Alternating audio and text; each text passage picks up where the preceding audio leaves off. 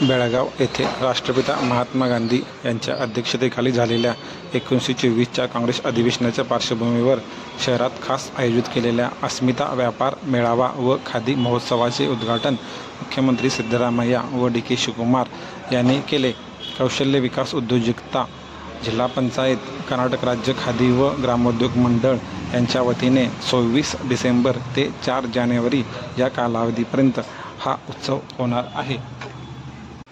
राज्यातील सर्व जिल्ह्यातील स्वसहायता गटाच्या महिलांनी आपापल्या जिल्ह्यातील महत्त्वाच्या उत्पादनासह या कार्यक्रमात सहभाग घेतला आहे। या ठिकाणी एकूण 150 स्टॉल उभारण्यात आले आहेत। यामध्ये 10 फूड फेअर स्टॉल्स आणि 50 खादी उत्पादन मेळ्यांचा समावेश करता येईल।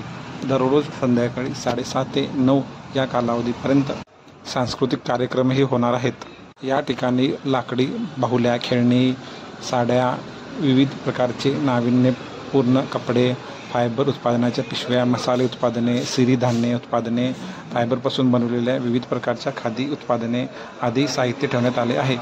सरदार मैदानावर हे प्रदर्शन सुरू आहे। धन्यवाद।